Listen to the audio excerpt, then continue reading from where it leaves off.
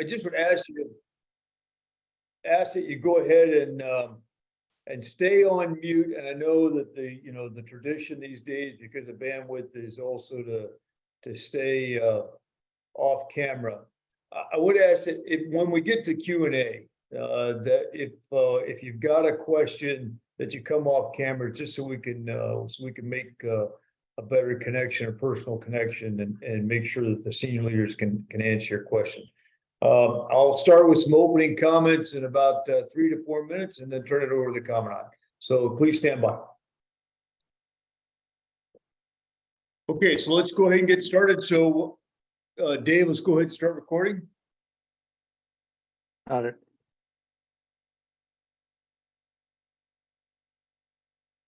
So my name is Major General retired Brian Watson. I'm the president of Army Engineer Association. I want to welcome you to another engineer rally point.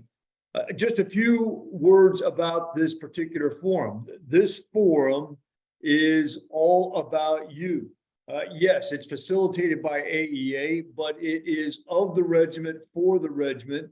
It's designed for mid-grade and junior leaders to talk about their lessons.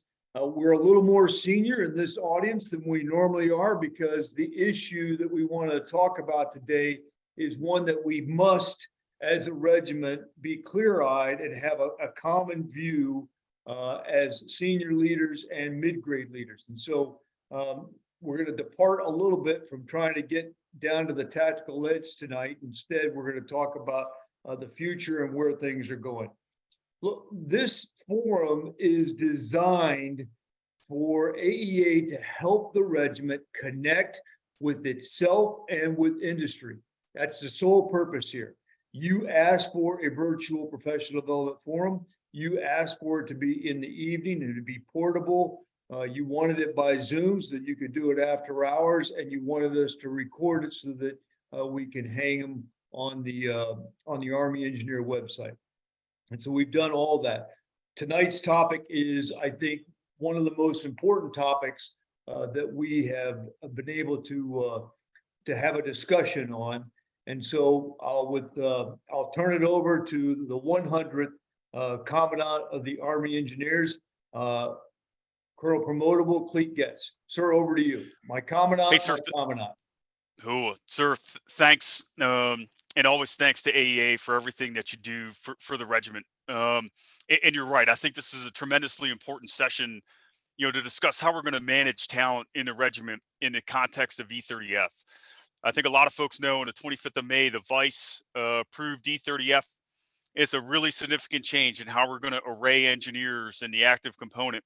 And when I talk to units about this, and this topic comes up, I can begin to see people shift in their seats. And I could tell that they're asking themselves what this means to them. And I understand it. 20 years ago, when engineer battalions became brigade special troops battalions, I asked myself the same question when I was a company commander, because I sensed the ground was shifting, and you might have that same sense today that the ground is shifting. And so we're going to see shifts in structure. Structure is going to change, but our role as engineers has absolutely not.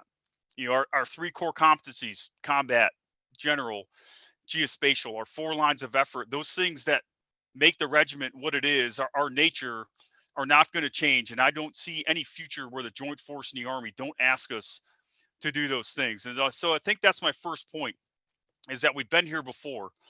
And the older among us have seen this now a few times. And so there's some accumulated perspective here. But if this is the first time you're seeing this, find some comfort in knowing that this isn't new, although it may be new to you. A second, I sense some opportunity here, and Colonel Davis is going to get into that, and I'll weigh in throughout. But I know that many of you have technical skills and interest in geospatial and general engineering that you want to use. And I think you're going to have more opportunities to use them because of this. Many of you want to maintain your grounding and contact with maneuvers, common engineers. That's not going to change.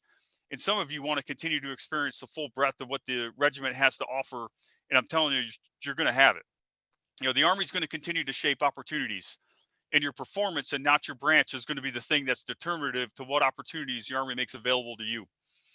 And so we're a results-based organization. We always have been. So regardless of activations or inactivations, the need for talent is constant.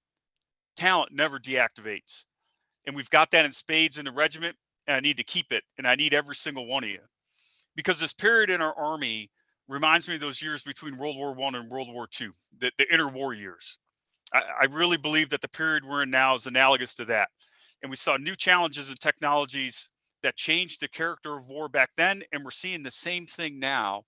And the talent that emerged to win World War II came of age during that period. And that's many of you here on this net. And the leaders of the regiment that are going to win our next war, and it's coming, are you right now. And we need every single one of you. Our regiment has been strong since June 16th, 1775, remained strong throughout, but it has always changed. It's always been responsive to change, the need to change from within our Army. And so what I'm asking you for is for your trust and your continued dedicated selfless service through this period of change. Keep the lines open. Reach out to me. Reach out to the Regimental Command Sergeant Major. Reach out to the Regimental Command Chief Warrant Officer. We will always answer your questions, and I'm proud of each and every one of you. So JD, over to you.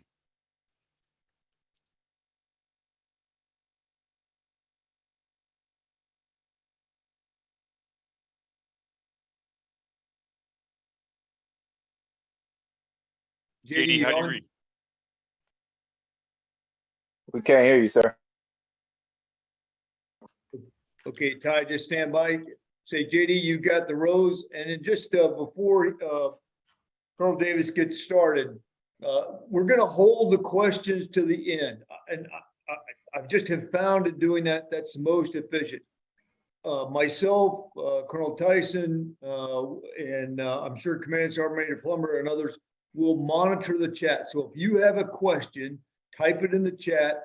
I'll try and amalgamate what are the big themes, and we'll use that to drive our questions and answers at the end. And as I told JD, this topic is so important to the Commandant. If we go over, we go over. All right. It's not, we don't have to stay within the hour because I really want to get and spend time for questions. So one of my favorite leaders, JD, over to you, sir. Sir, team, first off, Major General Retired Watson and Colonel Getz, 93rd Commandant of the Engineer Regiment and the 100th Commandant of the Engineer Regiment. Thanks for the opportunity to provide an update to our engineer leaders across the regiment at the AEA Rally Point this evening concerning a very important topic that you all have hit on, which is our Engineer Force Design Update 2030. The purpose of this AEA presentation this evening will be to inform, socialize, and discuss our E30F talent management efforts and reinforce the Chief of Engineers and the Commandant's thoughts after several engagements we've had with him over the past couple months. And hey, just like Colonel Getz, sir, you hit on, we acknowledge there's a lot of angst across the force as E30F looks like a significant decrease in key and developmental positions for our lieutenant colonels, our majors, our captains, our senior NCOs, and our warrant officers, which could be viewed as a lack of upward mobility and career progression for them in the future. However, at Engineer Branch, we see there's a challenge on the horizon, but equally, there's also an opportunity with E30F to better align and manage engineer talent for the Army of 2030 and beyond. And so that's what we really want to get in and talk about today. And that's kind of where we're starting off at. So we'll go on and kick this one off here. So I'm going to go to next slide. We've already hit open and comments. Okay, so here's what we're briefly going to talk about tonight, the agenda. We're going to start out with a big picture overview of Army operational concept and engineer talent management within it. We'll kind of walk the dog from the Army of the 1990s all the way up until we are today and how we manage talent throughout it. Then we're going to look at we're going to zoom in on the problem set, start big and get smaller, and go right into where we are at E30F currently and where we see ourselves by the time we get to 2030.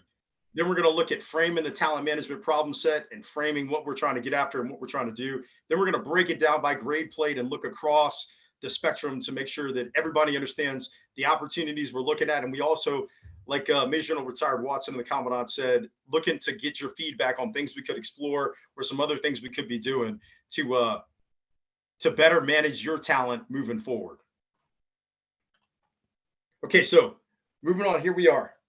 Engineer talent management in the Army operational concept. And so what we're going to do is use this as a big picture way to walk ourselves from how we started in the 80s and 90s with air-land battle all the way through the global war on terror to where we're at now as we transition to multi-domain operations and our interactions with peer threats. So first off, if we were to look at air-land battle talent management, the key talking point for us at Engineer Branch when we saw this was it is all about industrial age talent management.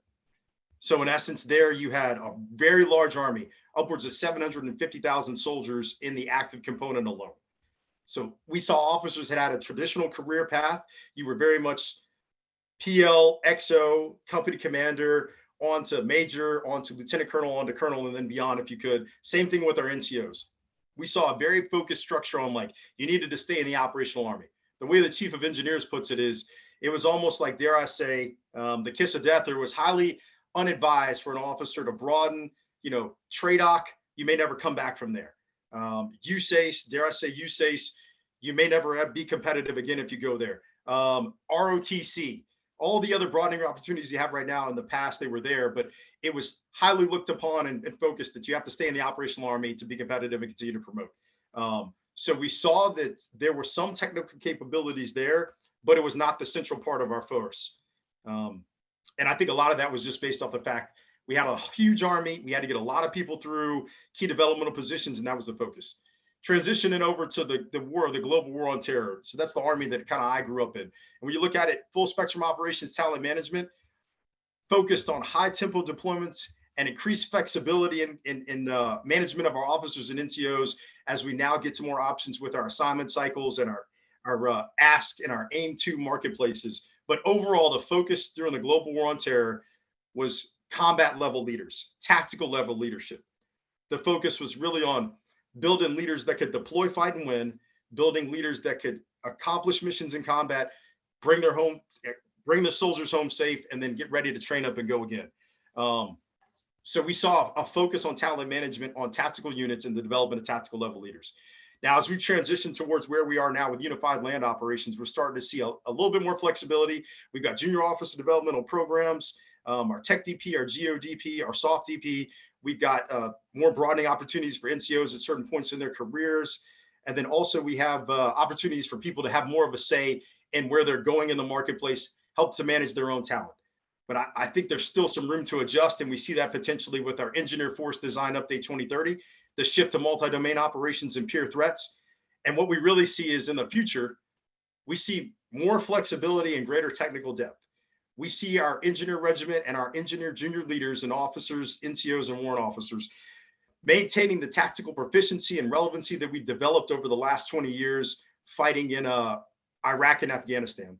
But also we see ourselves being broadened. We see more opportunities for a greater depth and breadth in our technical focused areas. Like the Commandant hit on, we see career paths focused in geospatial engineering, districts, DPWs. We see more things that you have a path to get to certain jobs and areas you'd like to. And then also we see KSBs being developed that will make ourselves more broadened by the time you get to the 06 level. Gentlemen, I will pause there. Colonel Getz, Regimental Command Sergeant Major Plummer, see if you have any thoughts before I move on over.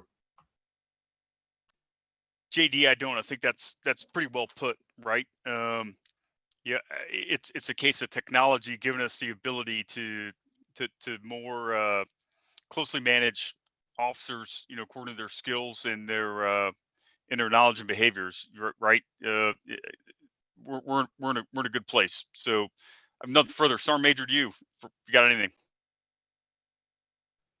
No, sir, nothing to add. I think that was a good lay down of where we've been, where we're going, and how we kind of got to some of the decisions that we're making over.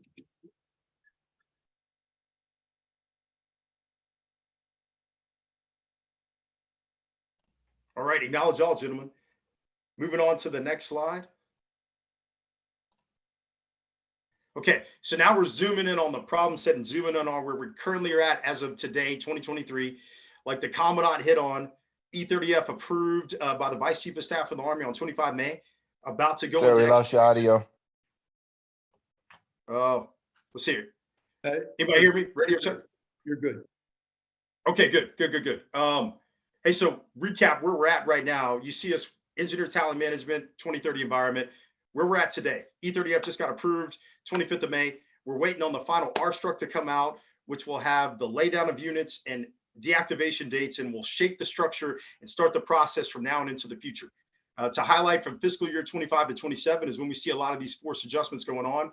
Then we're going to actually right size and make sure we're good to go by the time we get to 2030. So when I look at this slide, I want to highlight for everyone in case you're not familiar with what's going on. As the Army pivots to multi-domain operations, we're going to make the division the primary fighting force, and no longer will be the brigade. That necessitates the transition of enablers to include engineers to the division level. In essence, we want to move engineers to the division level so you can concentrate in the offense and mass in the defense. And if you look at what's going on in Ukraine, it's an excellent example of the fight that would need to be had, as we have multiple brigades within USARAF and multiple divisions forward with their command nodes to help mission command the NATO response to reinforce, assure, and deter the Russian threat that could be going on in Ukraine. You can see that going on and why it's needed. But with that, we're going to see, as E30F happens, we're going to go from 43 operational battalions down to 25, and we'll see the reduction of 18 operational battalions and all of our BEBs as that transpires. So what I'd like to draw your attention on as you look at this from a conceptual standpoint, you see the ops bubble, which we currently have a large operations footprint with 31 BEBs and all of our tactical forces that are there. But when you look into the future in 2030 on this slide, you see that we go to a smaller ops bubble. Our training remains the same in terms of our commands and opportunities there, and our USACE remains the same.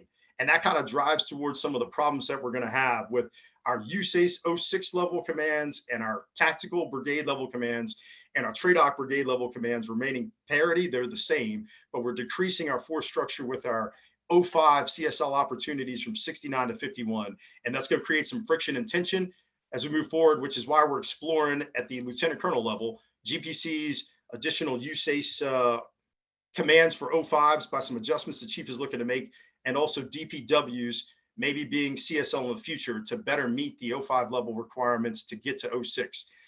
So you can see where we're at today. I've talked about that, but where we see ourselves in the future, we've got an engineer regiment that's relevant in tactical relevancy maintained, but deepening in technical expertise across the spectrum of Army 2030 operations. We see increased diversity in tactical and technical in career paths, like the commandant said. The chief likes to say there's no one pathway to success. And I think that's going to be the key here in the future. There's multiple ways to a successful career moving forward.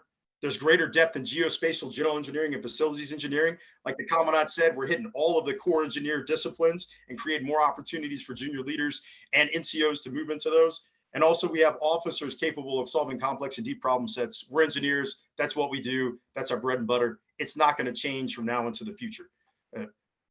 Colonel Getz and RCSM, I'm going to pause here to see if you all have any comments on this slide. No, I'm good, JD. Thanks. Good to go, sir. Okay. We're going to move on to our next slide, where we will start looking at the actual problem set here. So if there's any, staff majors or captains, that are fighting on a staff, or if you've been through the career course or CGSC, this will probably look familiar to you. This is how we're framing the E30F talent management problem set.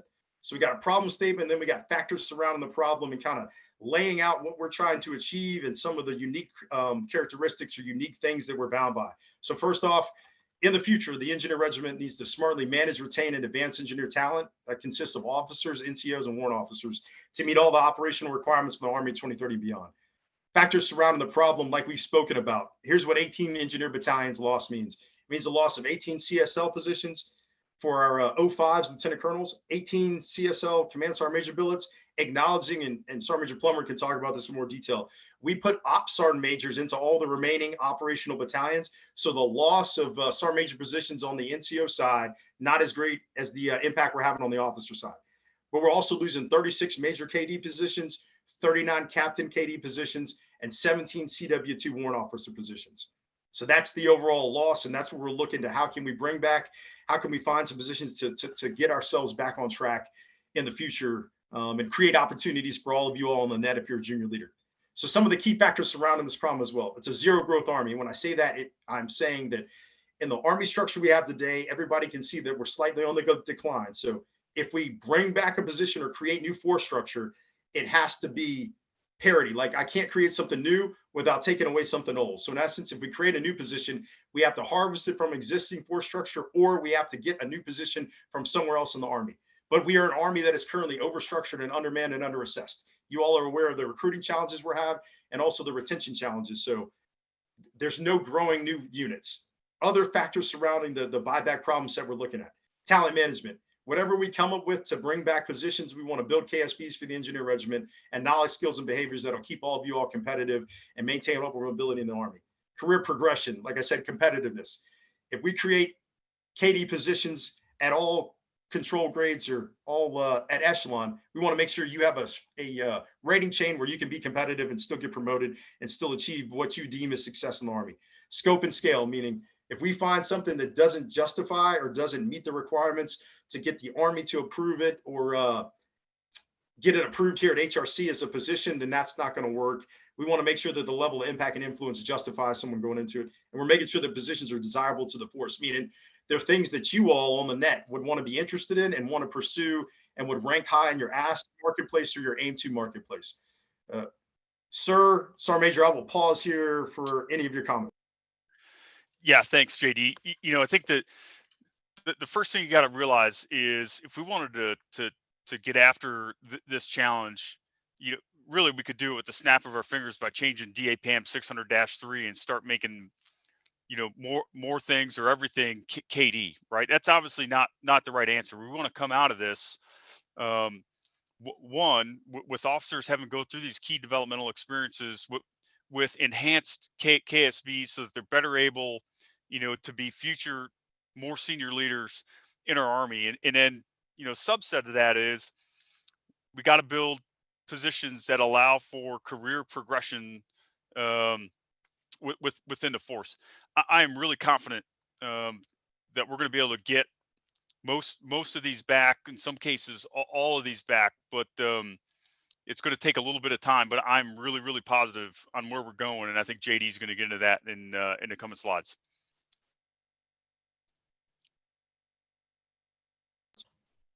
Yes, sir. Acknowledge all. Okay, so just as the commandant just kind of set us up for the natural transition to this slide. So in terms of engineer, lieutenant colonel, talent management. So when I briefly mentioned that we have a slight problem set with the transition from lieutenant colonel to colonel, it's depicted on the graphs on the left of this slide. So when you look at it, we're laying out lieutenant colonel available commands through fiscal year 30, and we're laying out colonel promotion rates, which was historically hovering around 59%, and then available commands at the 06 level. And what you'll quickly realize as you stare at this slide is as we decline and deactivate our battalions at the 05 level to move down to 51, it'll be 23 odd numbered year groups, 28 even numbered year groups is what we're projected. That we're going to have a problem with meeting our 06 level requirements for the chief of engineers by the time we get to around 2030, which is really starting out with the year group 07 CSL. When 07 year group officers start going to CSL, they'll be the colonels in 2030. So you can quickly see, but I'm looking at the slide where the red depicts is where we're going to be short. And it begs the question of what are we going to do about this? So we've already explored potentially going to 85% promotion rates to colonels. We've talked to the director of military personnel management and the HRC, in the HQDAG1. They said, yeah, that's a possibility. We could go to 85% promotion rates, but that probably is not value added because then we might not have the right talent commanding at the brigade level or 06 level. So we want to find other ways to solve this, which is really what this slide is getting at. So if you look on the right, it shows what we're going to lose, how it's going to play out. 25 operational battalions commanding, 12 training support battalions in 1st Army, Div East, Div West, 4 TRADOC battalions in 1st Engineer Brigade attached to the schoolhouse, and then 10 USACE districts of note, 9 USACE districts, but 249 prime power for the E30F math actually counts towards USACE because they're a part of USACE and they're viewed as a strategic level command from the HQDAG through Prop 7. So the question I'm asking, and we're going to wait till the end to answer it, is like, where do we need to put engineer lieutenant colonels in the future to retain a qualified pool for our 06 level command requirements? And some of the things we're exploring, just to briefly touch on, geospatial planning cell commanders. Is there an opportunity for us to use some of the geospatial talent that we're generating with our Geo DP program and also the School of Royal Military Survey Fellowship, and then create some opportunities for them? We know there's a need in our ASCCs. Our engineers that are there in the GPCs are highly sought after by the ASCC commanders in USARAF and Indo-PACOM, for instance. So maybe that's an opportunity there. We're looking at DPW CSL commander billets. We all know there's some engineers out there that would really like an opportunity to be a DPW commander or be into DPW. Sometimes the installations like Fort Cavos and Fort Liberty, their MILCOM budgets rival some of the USACE districts that we have right now. So there may be a great opportunity there for us to get some lieutenant colonels into those command billets. We're exploring installation and immaterial commands. However, those we can't really code for engineers. We would have to compete for them in BCAP and then the CSL process. And we're not sure how many we could get in totality. Recruiting commands are another one that's on here, but not listed. Lastly, we're looking to potentially make some of our USACE districts that aren't currently 06 level CSL commands, turn them into potentially 05 CSL level commands in the future.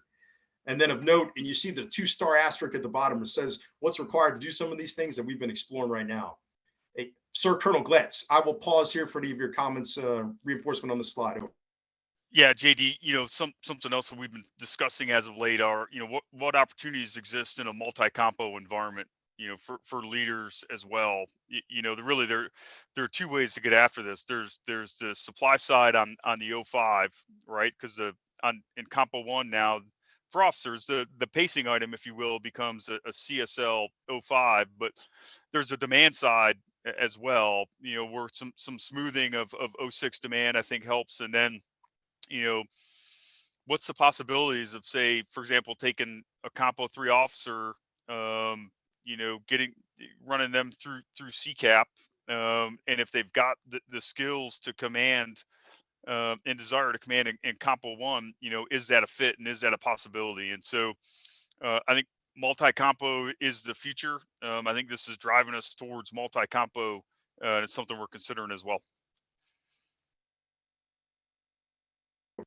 Sir, acknowledge all great points, and so definitely something we're exploring. And I know some of the branches at HRC with their own E30F cuts have been exploring opportunities in the reserve for some of their commanders to go to. So Ty Ellis and I are going to tag into that and get some more details on it. But I think it's a great point and probably an unexplored opportunity we're going to look into.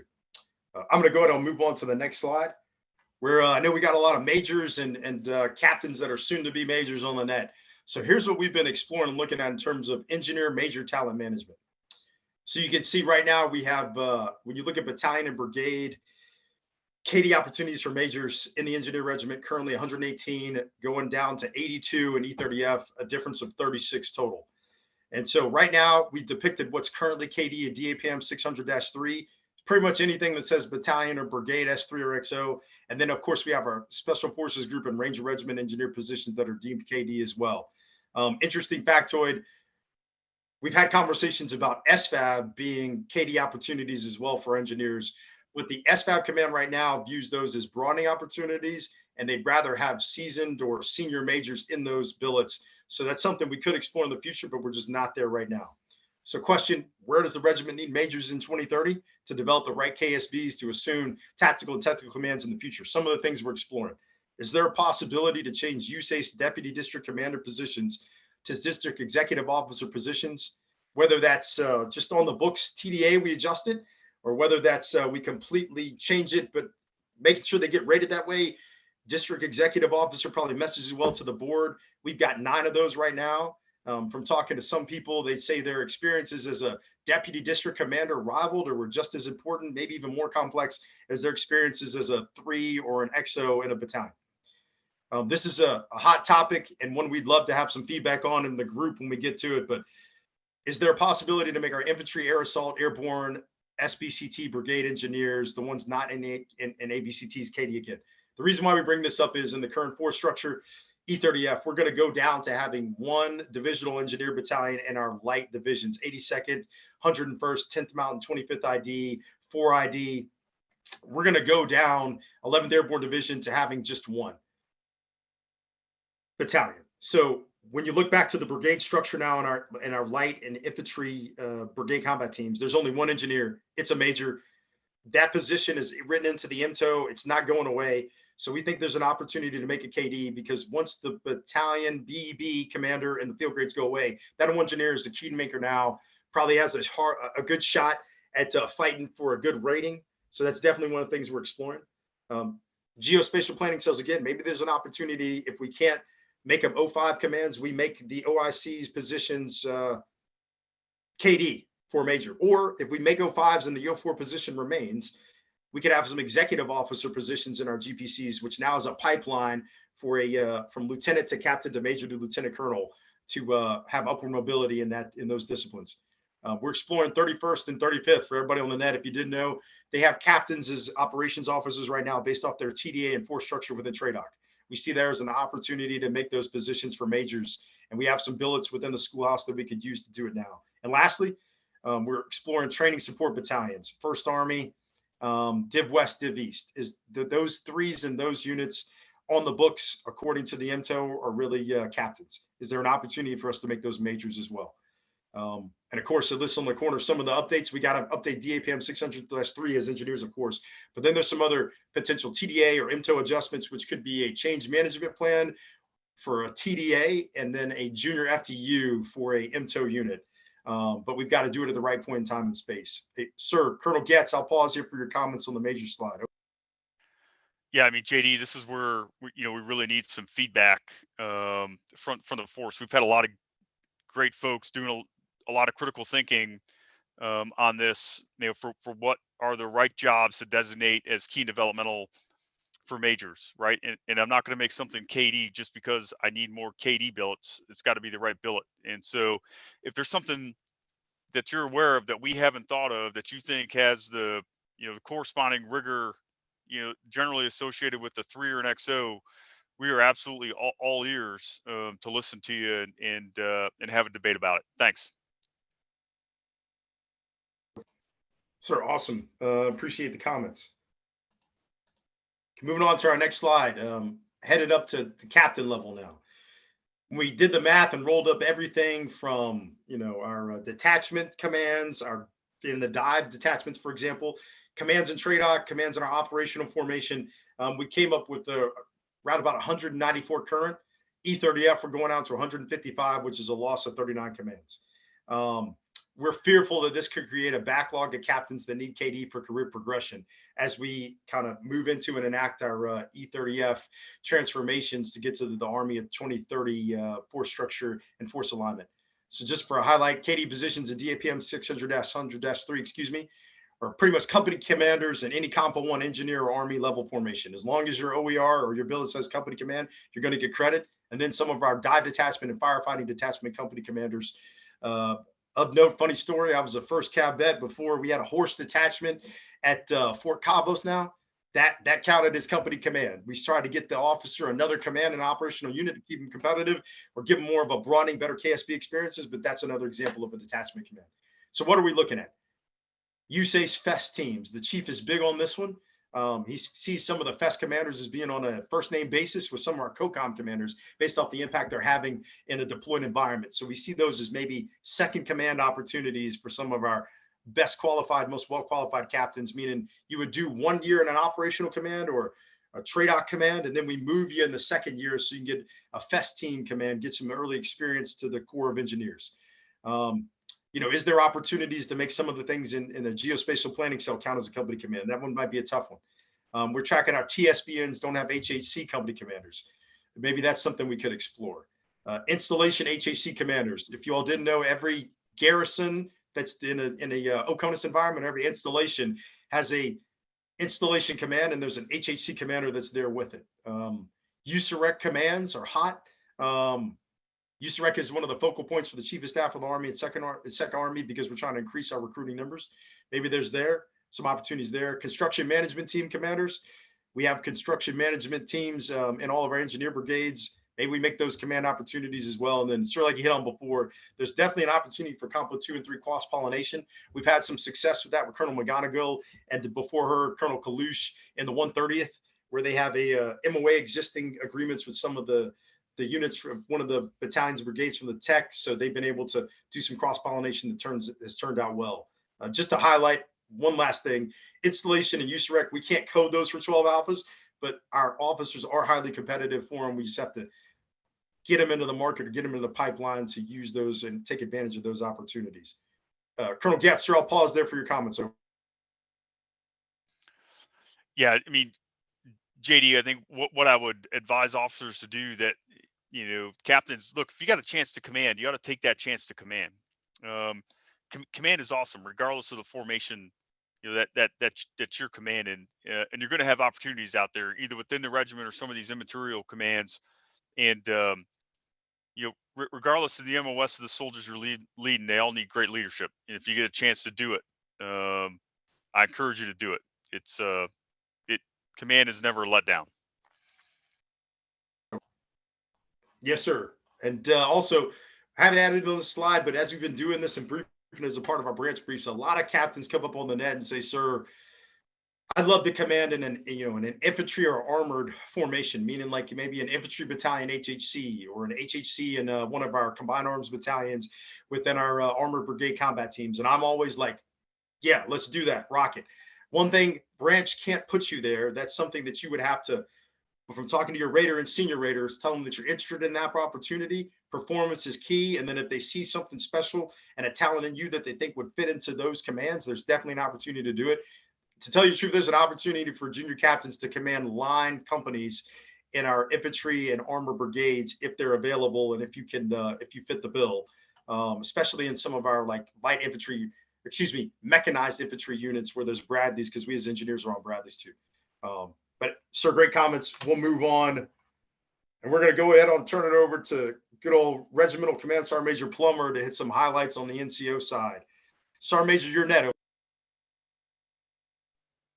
Sure, thank you. So, number one, if we're looking at the slides, you'll notice that my slides are pretty different from the rest. So the reason for that is when we looked at this problem set, we took into consideration every single one of the enlisted MOSs within the regiment and then broke it down by rank. So really, a couple things I want to take away from this slide. Number one, focus on the CD time, or known as KD time to others. Those positions that we have in 625 that say is important for your MOS in this grade, and focus on not just doing your job, but doing it well, and staying competitive within those key positions and time frames. On the slide, it didn't lay out every MOS for those positions, just hit some of the highlights. And so the feedback I'm looking for is on the bottom there, that yellow bar. It says, where does the engineer regiment need NCOs in 2030 and beyond to retain talent, right? So I purposely left it blank so that there would be a discussion within the formation and provide feedback to me about what that looks like. We've got a few irons in the fire, if you will, about what those positions might be. One of them I will talk about is USACE. Some of us are tracking that the law preventing warrant officers and NCOs from serving on civil works projects has recently changed. And so now we are working through how we can put NCOs into USACE more than just on a FES team. So that's my biggest takeaway for this. You'll notice you start doing some math behind the scenes and you're counting units and flags that might be changing or transitioning. And as we look through the numbers, the enlisted population is going to be okay. We are still going to have the key positions for NCOs to serve in to continue to grow, and along with several already broadening opportunities out there in the force. So I'd ask that you take this, digest it, and really work that problem on where do we need NCOs to better retain talent. There are some positions out there that I don't think we need. Let's say one question I got recently was, hey, can we put a SAR major back in our GPCs? And the feedback and the answers we came up with is no. We came up with no because the number of personnel in those type of formations do not require the KSBs and talent of a sergeant major, and those can be used elsewhere. So, sir, with that, I'll pass it back over to you.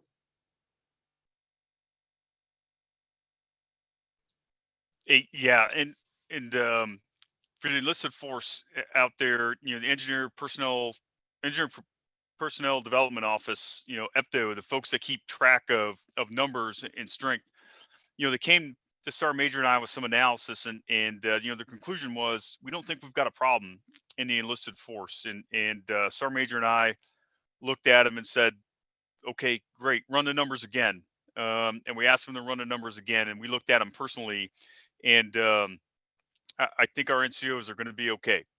And in some cases, you're going to see increased requirements for some grade blates at the 30 and 40 skill levels. And so, Sergeant Major, thanks. I appreciate this very much. Sir, Sergeant Major, acknowledge all great comments, and Sergeant Major, love the challenge to our NCOs because they're always up to it to help us figure out where do we need to put our future senior NCOs to better retain talent for the Army of 2030. Okay, moving on. Couldn't forget about our warrant officers because they've got a lot of talent we got to manage as well. So when you look at right now, different command types, we got it broken down, rolled it up. We got about 58 current CWT warrant officer positions, and we look within E30F, we're going to end up having a degradation of 17 down to 41. So it results in the loss of our W01, W2, CWT positions by mainly those BEB billets that we're going to lose. And it generally only affects 120 alphas, as 125 deltas did not really see a reduction in positions. So when you look at critical warrant officer positions, and based off their portion of 600-3, it's BEBs, EABs, and then ECCs and our ESCs. So if you all didn't know, recently, Lieutenant General Spellman got it approved with our congressional leaders that USACE is now authorized to employ warrant officers within their districts based off the change and removal of the WARDA Act requirements that prevented it before. So again, where does the Engineer Regiment need junior officers, junior warrant officers, in 2030 and beyond to develop KSBs that are needed at the more senior CW3, 4, and 5 levels? Things we're exploring is, number one, how do we get USACE officers warrant officers into USACE districts? Can we do like a technical developmental program for our warrant officers? Can we use some of our existing captain billets within USACE that are really hard to fill? To then use some of those to put warrant officers into USACE. And then secondly, maybe there's an opportunity where in the battalions that remain, within our brigade combat teams that are there where the BEBs left, is there an opportunity to put assistant brigade engineer warrant officers into those brigade engineer cells, or we have the major serving as the brigade engineer, putting the warrant officers, still getting them into those BCTs, but putting them there to better help support that major now that the BEB has gone away. And of course, to update, we'd have to update 600-3. And if we were to do some TDA adjustments, they require a change management plan as well. Sir Colonel Getz, I'll pause here for any comments from your foxhole about our warrant officers. Over. No, again, it's another case where we did the math. JD did the math twice, and we think we're in good shape. And we're just talking authorizations here. Our 120 alpha CW2 population is really, really healthy. One of the few healthy warrant officer populations within the Army, and we think that we're in pretty good shape. Yes, sir. Acknowledge all. Okay, moving on. Just want to bring everybody up to speed. We touched on some of the stuff to begin this, but on 19 May, the director of the Army staff concurred at the E30F, recommended approval. E30F got approved on 25 May, and we're all awaiting with bated breath or on the tip of our seats for the actual publication of the RStruct. First, it has to get signed by the Sector Army. We're tracking the final draft from the HQDA G357 Force Mod individuals team. Have already submitted that up through the Army staff, and it's waiting on Sector Army official approval. We anticipate that it's about to be the end of June. So now somewhere between July and August, that's going to be out on the street as official. It will list battalions that are getting deactivated, and it will list the force structure that will remain. Of note, if you all, because you all are smart engineers on the net here, if you pay attention to open source media, or you pay attention or get some of the early bird updates or some of the news reads from your commands that you're a part of, the daily news updates that go out to all the commanders, you'll notice that Army senior leaders, I think Sec Army specifically, in a podcast or another forum, started messaging some of the cuts we're going to have, some of the force structure changes we're going to start making. If you read that or listen to that or look it up after this meeting, you'll start to see it. But what she's kind of talking about is E30F, and along with about 40 other FDU adjustments that are going on across the whole Army to right size our force structure, and to better manage the amount of personnel we actually have in the Army, and also better fight the future wars in multi-domain operations. Lastly, just to show you, there's an old saying, sometimes,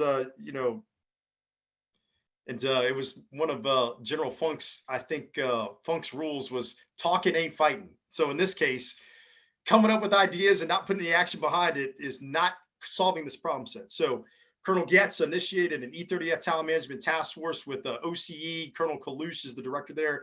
Headquarters USACE at the schoolhouse, engineer branch, our G357 team, and EPTO to start setting conditions to enact some of the things that we've seen on these slides.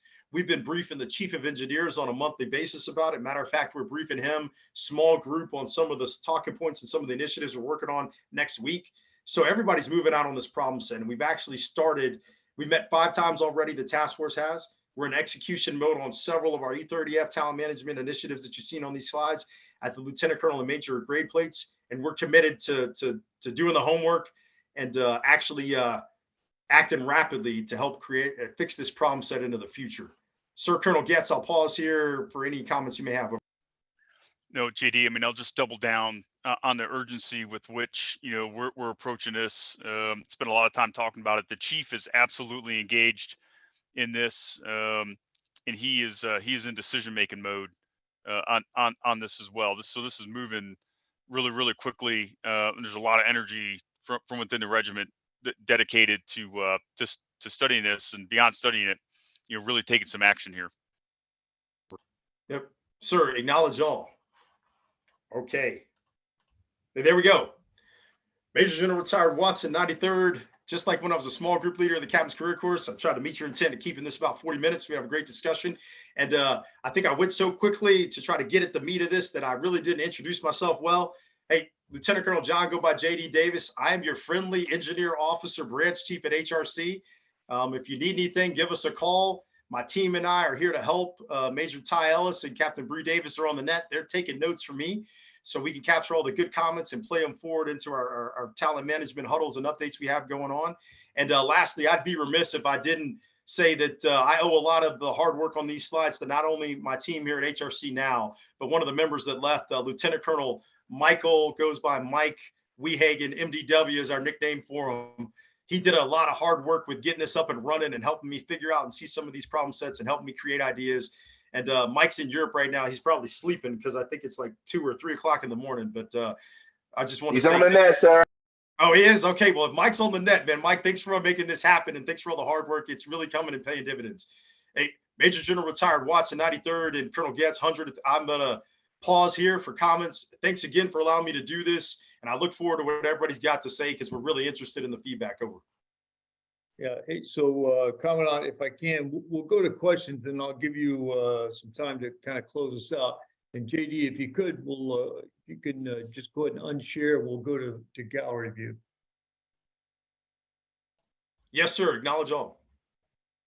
So look, here's some, some potential questions. And JD, if you'll, for those of you who have questions, I just ask you, we're looking at everybody. Just come off of mute so you don't have to raise your virtual hand. Just come off on camera, off mute, and then ask your question. But one of the questions that was in the chat, and I've got about 6 or 7 of them, is maybe Kamran, you can take this one on. How is this getting messaged to the maneuver commanders? In other words, if you're down there in a brigade combat team, either as a captain or a major, what is the cognizance of the senior Army colonels, brigade commanders, maneuver battalion commanders that this is going on? Yeah, thanks, sir. So I feel really comfortable with some of the senior engineer leaders out there, battalion commanders, brigade commanders, and their corresponding sergeants major, that they've got the knowledge that they need to carry the water with their maneuver commanders. But one of the things we ask those senior leaders to do is not only be leaders of their organizations, we ask them to be leaders of the regiment with duty at wherever they are, to carry the message of the regiment to the maneuver commanders. Um, I spent a fair amount of time communicating with corps commanders, corps DCGs, division commanders, the occasional maneuver brigade commander, and talk to them closely about this to make them aware what changes are coming within their organization. And so at that level, I think there's some cognizance there. I think we can do a better job within our own ranks of making sure that some of the younger members, and frankly some of the folks that this is most likely to affect, one, fully understand what's going to happen, and two, understand that there are going to be opportunities for them out there, as a result of this. And so I need engineer leaders to carry the water, not only outside of their organizations with maneuver commanders, but also inside of their organizations as well. And if you got questions, come to the engineer school or come to OCE, and we'll square you away and tell you everything you need to know. Yeah, and so, Commandant, part of your message is, we've got a wide array of folks that are on the net right now. And, this is an opportunity, I think, for battalion commanders down in BEBs in particular, to go talk to the maneuver commander, their boss, and increase their own cognizance, not only of what is the force structure change, but maybe some of the talent management. And I believe they can come to the school, and certainly for the slides that we use tonight, they can use those as a basis for those office calls. Is that correct? Yes, sir. You're absolutely right. I think these slides are a great start. I think once the R-Struct comes out and they're able to talk in some greater detail about timelines, I think that is a continuation of that conversation. Again, come to the schoolhouse, come to OCE. We will take care of you and give you the information you need to have a productive conversation with your other commanders. Yeah. And then one of the other questions, and I think probably, well, JD and for the Commandant, is multi-compost. This came up in a couple of the chats. I know the decision hasn't been made about where this is going to follow in terms of the Guard and the Army Reserve, but that discussion has yet to happen. And so there's no decisions. Is that about right? So that's right. When we started this odyssey about 2 years ago, one of the assumptions or constraints for planning was that this was a Compo 1 exercise. And so this thing has been exclusively Compo 1, but I think we'd be naive to think that the impacts and say, if not changes in force structure, the changes in force design within our existing structure won't trickle down to Compo 2 and Compo 3. And I've seen some reserve component leaders, up on the net. I think it's great. I think your attention is warranted, because my gut feel is this is probably a leading indicator of something that's coming for the Guard and the Reserve. Yeah, okay. Hey, so there's a young captain, Captain Cartea, asking about wet gap crossing. So Captain Cartea, can you come off mute and ask your question to the Commandant and to Colonel Davis?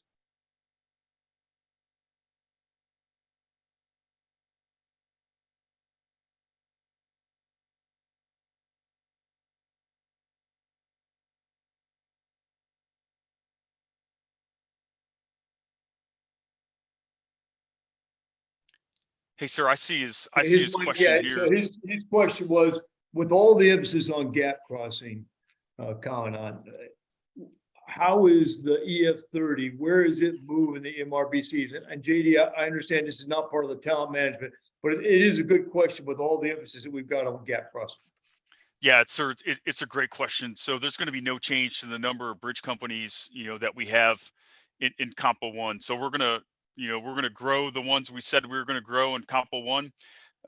Each one of the heavy divisions in Compo 1 is going to have at least one MRBC at their location. And so they're going to, maneuver commanders, maneuver units, and engineers are going to be able to train together in a live environment for gap crossing. So, the Army has not lost focus on, what we know as Gap 8. They're resourcing it, and we're going to get there by the end of FY28, and we're going to have the forces in the right locations for training. Okay, great. So anybody have a question, come off mute, and particularly if it's regarding the talent management. If you want to ask a force structure question, that's fine too. But I think we've got to really keep focused on, what we're going to do. What are some of the ideas out there on talent management? So I'll pause if there's anybody who wants to come off mute. Hey, Brian, thanks. Dwayne Drummond here in Maine.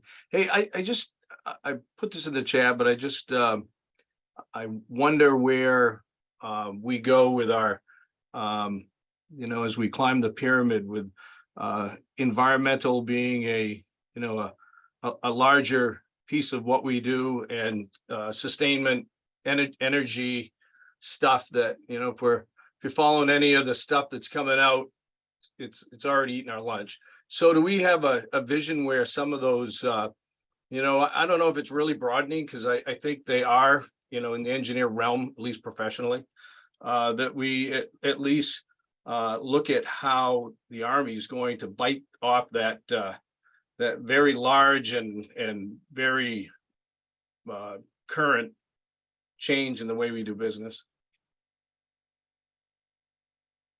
So, And I'm gonna mute. General Drummond, it's interesting, having a conversation with the PDASA for IE&E, whose name escapes me right now. I apologize. And we were talking about, what the power requirements are going to be beyond the Army, of 2030, because they're certainly not going to shrink. And we see some of these new capabilities are really going to require a heck of a lot of power. And really, we begin to get in the realm of prime power type requirements. What we agreed to do was continue the conversation. And so I think we haven't gotten there yet with really envisioning what the future of power is for the Army of 2040. And it's a profoundly probably unsatisfying answer. We know we've got something we've got to do. Just the conversation hasn't moved much beyond, acknowledging that there's going to be a requirement. I kind of see, I think it's a tougher nut for the Army than, I'm a Combo 2 guy, and, we have, positions in the TDA, and, they are, in the installations management arena. So there's a, it's not an uncommon path for an engineer officer to be a environmental or energy manager, within the organization. So I see that being, big Army having a little bit tougher time, active duty wise, how we put the right people, the smart people into those roles. Yeah. So, hey, Dwayne, it's a great topic. And I think, the Army's emphasis on broadening people younger and younger is really gets at some of that issue, their ability to handle these kinds of more complex problems. Hey, JD, there was another question that came up in chat, and then I'll go back out to the audience, but just keep the ball rolling. Many of the things that we talked about here, as being one of the old guys, I've gone through every single one of those force structure changes. So this is nothing new for the group. It's a lot of anxiety. It's nothing new. And some of it is a return to things that we've done in the past, but in a new way. So has HRC, as you guys have done this talent management, have you looked back? So I'll just pick the example, brigade engineers in a brigade combat team, that used to be a major slot. It used to be a KD position. Have we looked at how well they fared? Because I know a number of them that became battalion commanders and went on to be colonels, and a couple that were flags. So has there been sort of a retrospect on how some of, although it's different talent management, there are things that we did in the past that worked? Yeah, sir, acknowledge all, and great question. And similar to you, sir, we've pulled specific files or looked at some of the officers that are still serving or have served and looked at their backgrounds and identified, sir, that yes, Brigadier General Peoples is an excellent example of a senior engineer leader that really just did her Katie time as a brigade engineer because she was doing so well that her brigade commander, I think it was in 4ID, wanted to keep her there, but she's now a general officer. The former 1st Engineer Brigade commander, Colonel Law, did his time in as a brigade engineer in a BCT. I think it might have been 4ID as well, sir. So like, yes, there are cases of success that exist. We're looking into it more to see if we can look further back and identify overall how successful were they, sir. But I think there is a pathway to success for our brigade engineers. And sir, as a young lieutenant and captain serving in Iraq, I remembered that as I was transitioning, doing Task Force Trailblazer in the mighty 14th Engineer Battalion Rugged to the division and brigade AOs. I know that if I had to stop it, whether it be Balad, if I had to stop at Warhorse or Palawada or Spiker, that if I could find the brigade engineer that was there, that major would help me out. And I knew that if I needed something, I would go to that because that major was a kingmaker for that brigade. And so I think that's the way it's going to go, almost back to the future, with that position being, if you want it and you're willing to work for it, then I think you're going to have a great opportunity to have an impact. Because when, dare I say, it hits the fan, they're going to look for the engineer and be like, hey, how can you help us solve this? Like, hey, we got a problem to solve. We want to get to there. Help us do it. So I think there's instant relevance there for that brigade engineer over. Okay, great. Let me go out to the audience. Anybody got a question? Just come off mute. Yeah, sir, Ron DeBerry. Before the BEBs were organized in the early 90s, for 50 plus years before that, we only had the one engineer battalion in a division. We've got plenty of doctrine on how that operated. It was successful. The BEBs were an improvement, but when the one battalion in there was the way the Army operated. So there's plenty of experience or plenty of doctrine written on how to do it. The other comment I would make is the littoral Marines are going to the littoral regiments, and the building block there is a battalion. And each battalion, they're putting an engineer platoon in every battalion. We're stripping them out and they're putting them in. So there's a disconnect. Yeah, Ron brings up a great point in the joint context in particular. So, we've seen reductions in Red Horse. We've seen reductions in our Navy Construction Regiment and CVs. Has EF-30 been thought of in sort of a joint engineered capability context, and having the service engineers kind of look at cross-service impacts of EF-30? Over. So, that's been something that we've brought up to the Army as, this has made its way through, and we've had to, defend force structure. And we've made it known to the joint staff as well. So as they do, the joint risk assessment is external looking, but as a joint force looks at capabilities, across portfolios or across services to accomplish missions, that risk is something, that we articulate through the J4 on the joint staff, once a quarter. And so they do look at it. This, sir, though, that by and large services look at, tend to their own needs first. So we're messaging this. It's a little bit of an uphill battle, although I'll tell you that when we fight, for example, bridging, and part of this is, hey, the Marines have divested of all their, assault bridging and, assault bridging, right? Eyebrows raise, and people begin to understand, the criticality of maintaining some of these capabilities within the Army. Yeah, and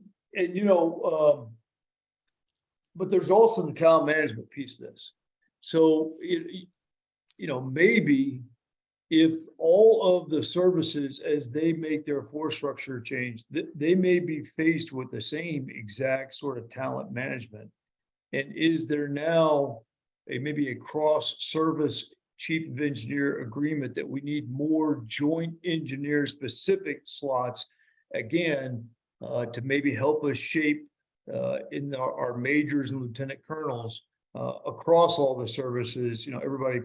It may be that we're all in the same shape, but we can also help each other from a joint perspective. No, sir. I mean, I agree. I've got kind of a running list of topics I want to run by the chief for him to bring up at the Joint Operational Engineer Board, of which he's the the chair of all the senior service engineers. I think that's a really great point. I'll add it to the list. Okay.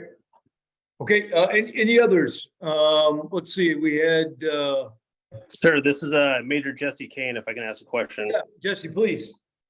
Gentlemen, we've had a really good discussion here on like brainstorming, and a lot of good work has been put into how do we get after it.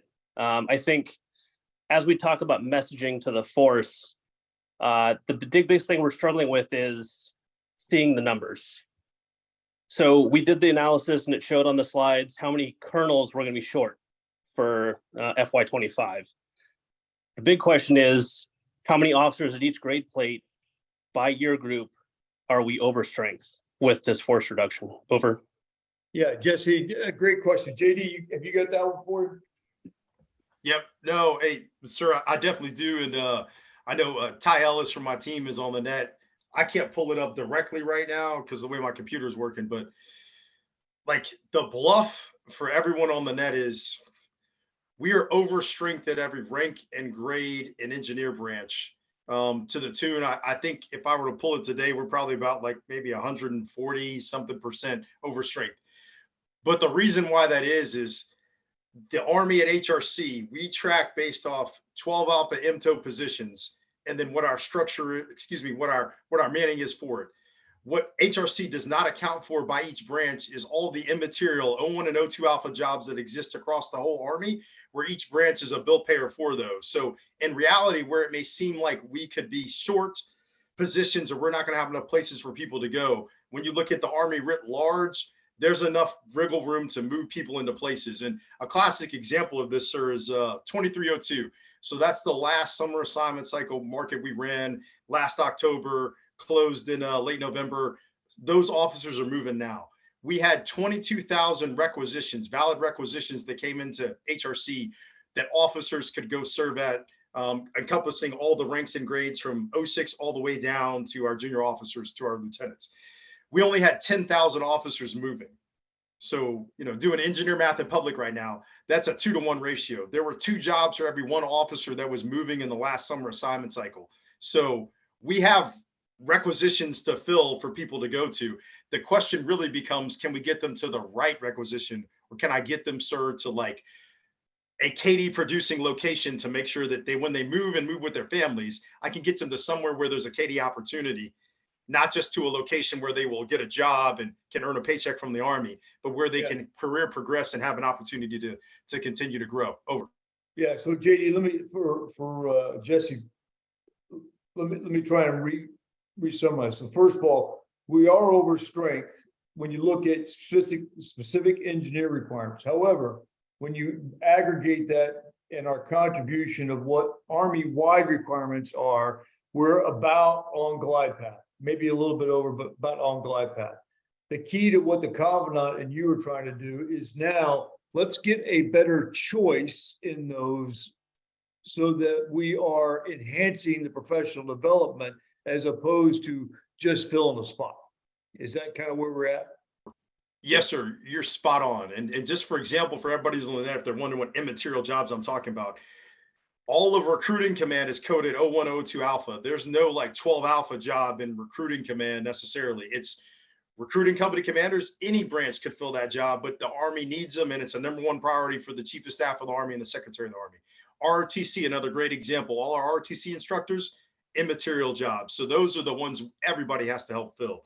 And so you're spot on too. There was a great question about how are we managing markets moving forward, knowing that these deactivations are occurring.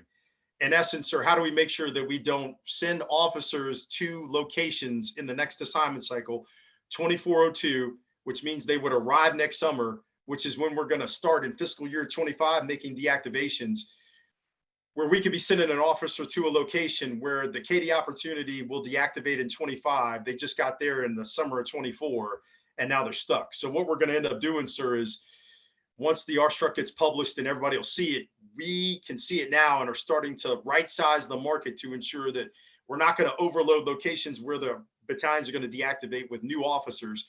we're going to leave the officers in the queue there so they can get a chance to get KD. And then we're going to move those officers to locations where we are retaining and have more engineer force structure so they can stay competitive. And of course, sir, we're going to move them to locations where we're growing KD opportunities as well. Yeah, so JD, you made that comment. So- I think most folks don't really know what the R-Struct is, but the Army's structure memorandum comes out and it really is, it combines forces, manpower, stationing, and it's really what then drives HRC. So it takes a look then at what is the future force and the glide path to get there and helps HRC make the right decisions. The issue is we don't have the R-Struct yet. Yes, sir. Exactly right. Because, sir, I know I speak for the Commandant, speak for the RCSM as well, sir. We would love to share what we know now, but we have to allow senior leaders time to message it correctly, to make sure congressional leaders understand what we're doing, because there's some angst there. But, as soon as we can get the information out, we definitely will. Okay. Hey, sir. Yeah. Hey, sir, if I may add, so one of the other things is that we're doing the right size thing. We're going to split the major market this time. So there will be a pre-KD major market and there'll be a post-KD market. The other thing is, like, most of us came into the Army as lieutenants and it was about 300 in our cohort. By the time a major is up for look for lieutenant colonel, we are at about 70 in that cohort. The last FY, which, a lot of people think was an anomaly, we only promoted 45 officers. And based on that 45 and that 06 requirement, that's 39. So what we're trying to do is make sure we have a talented cohort to choose from, and we're not promoting any officer that made it to the CSL list. Over. Yeah, great point, Todd. Okay, any others in the audience? We still got about another 10 minutes and then we'll wrap up. Any other questions? Yes, sir. This is Major Brittany Clark. Yeah, Brittany, go ahead. Given the previous question, with the deactivation of some of these KD billets, will serving in a branch immaterial KD billet be a discriminator in the future for trying to get one of those engineer KD billets at a higher grade? Brittany, great question. And I will tell you that there's numerous examples like we talked about where we have officers and senior leaders, like I'll throw one out there, Brigadier General Peoples did installation command for her, I think battalion and brigade level command, and the Commandant can correct me if I'm wrong, and she still ended up being a general officer in the engineer regiment. So the quick answer to your question is, I don't foresee immaterial jobs, assignments holding anyone back. I think, Brittany, the key thing is going to be, perform well. And the Commandant talks about these three things. I brief it all the time, and I'm going to steal his thunder here. But, if you want to know what I tell all our junior officers as I go around and talk E30F, I tell them that there's things that made officers successful from the time I came in the Army till my point now. And the first thing is to be a good dude or dudette, meaning be a good team player. Be about the team, be about helping people, being about leading to serve, like Major General Retired Watson always says. If you're a good leader and you look to take care of people and you were a good teammate, then people are going to see that and they're going to want to take care of you. Second thing is performance is key. No matter what job you're in now and into the future, I tell you, be the best you can at it. Like, it's almost like if you're not going to do it well, why are we doing it at all? Like, you should strive to be the best officer leader in whatever job you have. Even if you're a staff officer, you're really just a staff leader. So lead your staff well, and I'm sure that your senior raider and raider are going to see that and take care of you. And lastly, and this is a joking one, and it was funny because it came up today, but if you don't know what to do, just do what your boss tells you to do. And then if you still don't know, do what your boss told you to do. And if you have a third thought, do what your boss told you to do. Because if it doesn't go quite right, you can always be like, sir, ma'am, we did what you told us to do. We brought up some concerns and we still did what you told us to do after that. So here's where we are. But sir, Colonel Getz, I know you have some thoughts on that one as well. Yeah, JD, it's almost like you took the words right out of my mouth. No, I mean, well said. No, I've got nothing further to add. Thanks. Well done. Glad you listened. Sir, hey, I'm a learning organism. I may not get everything right, but I learn rapidly. Oh. Yeah, so we've got a question from Kevin Lawhorn too. So Kevin, can you come off mute and ask your question?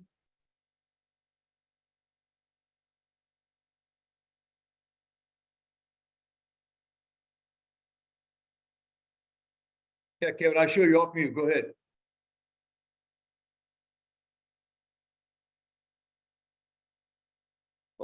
So Colin, I'll try and ask it for him. You see it in chat, total Army context. And I know you can't speak for the other branches, and we all understand, but you did kind of allude to, you and JD, that there is a much broader, Secretary of the Army's come online and said, hey, we're relooking at the force. Any thoughts on how this is going to play out in terms of the other disciplines, other professions, other branches in the Army? Yeah, I mean, sir, I think a lot of, everyone's feeling the squeeze. I don't think, you can't go from 485 to 452 and not have everyone feel the squeeze, with maybe a couple exceptions, our brothers and sisters in fires and air defense, obviously, but I think everyone is feeling the squeeze, and everyone has to justify every piece of, structure that they have. Kevin's question about, immaterial opportunities in trade space, the way branch immaterial commands work is its best athlete. When it comes to filling those positions, what I think is going to happen is, quantitatively, we're going to see the number of engineer coded command opportunities decrease in the short term. We're going to build it back. Qualitatively, we're the same regiment that we've ever been. We have fantastic people. And so when we have fantastic people compete well for branch immaterial possibilities, I'm very confident that we're going to see more engineers, show up in branch immaterial CSL positions. Yeah, so just to give everyone a little bit of perspective, I could not agree with the commandant more, for what it's worth, because I'm an old retired guy. But as I've watched this, our branch has always competed well as division chiefs of staff, division G3s. We've done well most recently in both brigade combat teams, when you think about our branch, and as assistant division commanders. And so our branch at its core is known to be combined arms in its orientation. And, we've always been sort of a commander's choice when it comes to some of these branch material. And I think part of this talent management thing that JD and the commandant are getting after is we cannot lose that. Okay. And so that's why this talent management is really, really so important. It's at the very core of who we are. Okay, we got time for one more question from the group, and then I'll go to wrapping it up. Hey, sir, it's Major Pat Rips in Charleston District. You guys copy? Yes, sir. Hey, so, there's been a lot of great talk tonight about the sort of unique technical capabilities that engineers bring to the Army force. And I think we really do and ride this wave of technological progression that we're seeing, and all these major increases. Has there been any look at maybe creating a functional area for engineers that specifies and focuses on those technical jobs that might kind of get us an opportunity to get some of our greatest strengths, that technical expertise, and also kind of recreate and relocate some of those positions that we might be losing over? Hey, sir, I'll take this one. So Pat, I have thought about it, and I'm not there yet, frankly. But here's what I'm seeing, though, in terms of the opportunities in E30F. So when you talk about kind of special opportunities to specialize, I think they're going to be there, and I'll give you a few examples, right? So, for example, if geospatial is really something that you're interested, if you're what I call geo curious, you're going to have a chance to do GeoDP as lieutenant or captain. You can go to it's not the Royal School of Military Survey anymore, but that's what I still call it. With the follow on to NGA, you can serve. Probably gonna have the opportunity to serve in a GPC as a major. You're probably gonna have opportunity to command as a lieutenant colonel, and then you can be TPO Geo as an 06. And so there's a path for an officer that thinks like that is what I want to do, and that's my niche in the regiment, and I just love it, for them to become experts in that. Same on the general engineering construction side. You do tech DP. You could go to a district after company command. You could command an engineer construction company. You could be a KD, deputy district commander, as an 04, and you could command districts or DPWs as an 05, and then 06 district command. And so if that's your thing, there's a path there for you. And then again, if you're just a, hey, my roots are with maneuver, or I want to experience everything what the regiment has to offer, and you want to be a decathlete, and kind of do a little bit of it all, that's all out there for you as well. And so I think we're creating those paths. I'm not sure I want to create functional areas.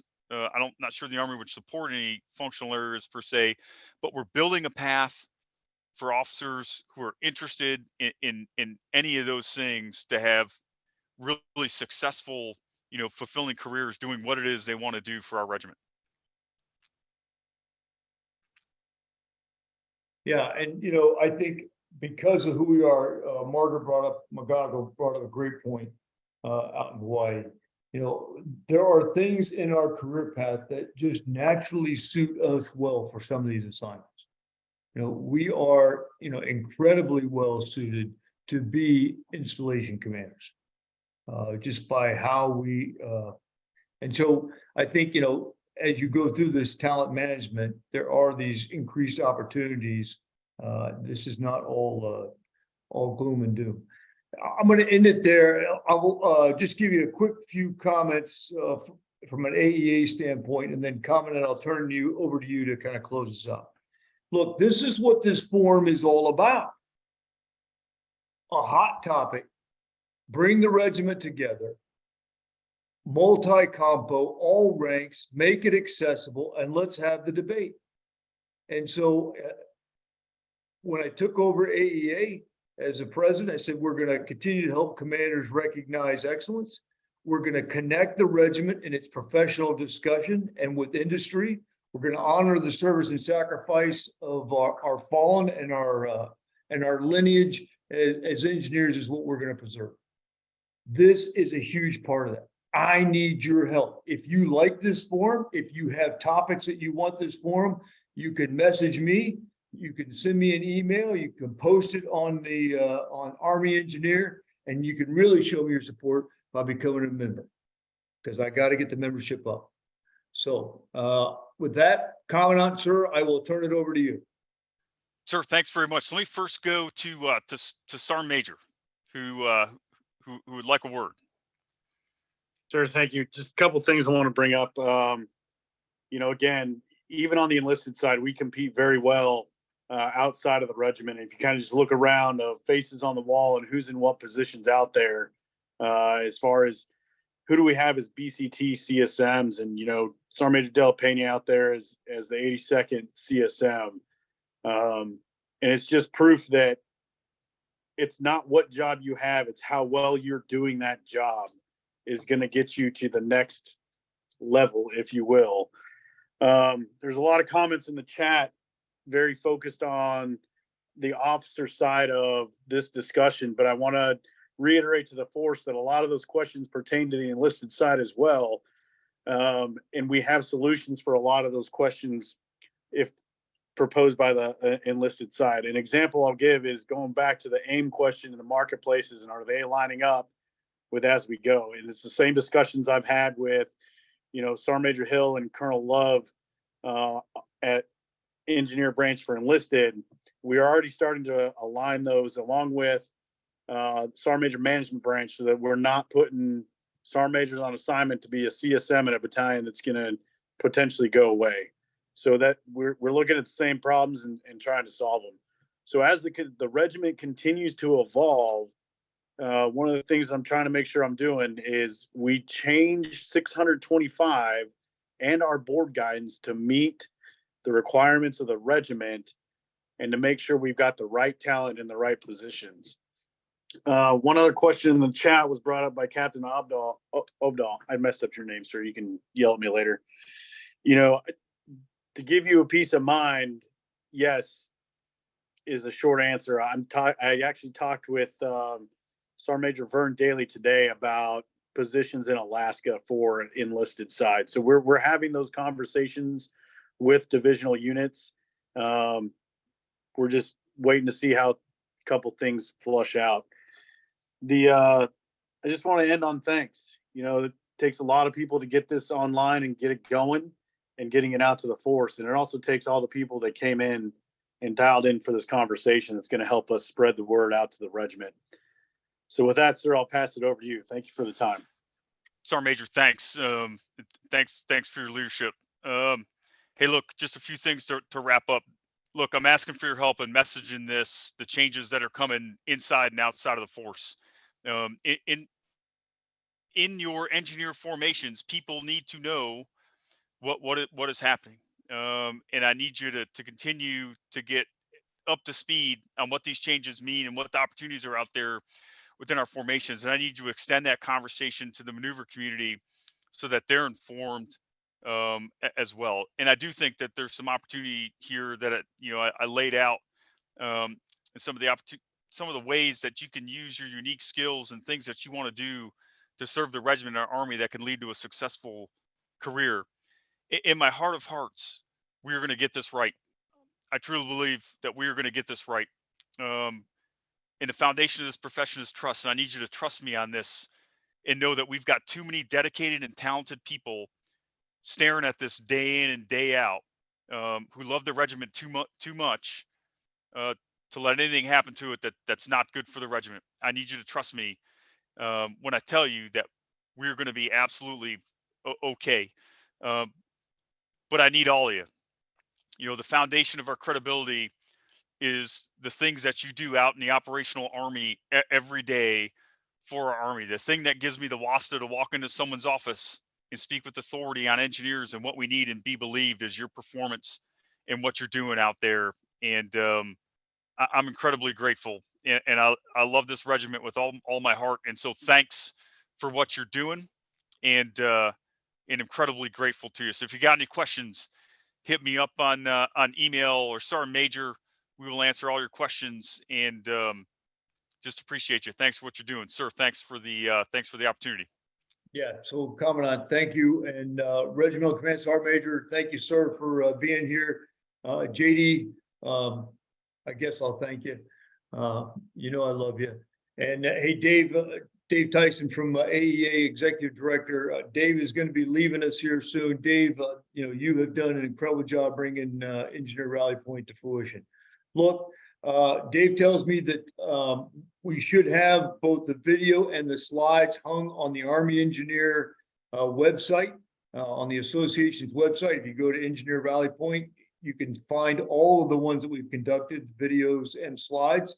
We should have that by Tuesday. If you want to, we'll need the weekend to upload it and all that. I think Dave probably has just slow internet. So look, thanks for everything. Thanks for dialing in, and please let us know if there are topics you want. And Commandant, we'll be looking for another Engineer Rally Point in 2 months. Can't wait. Sounds good, sir. All right. Thanks again. Lead to serve. Essayons. Seance. Seance.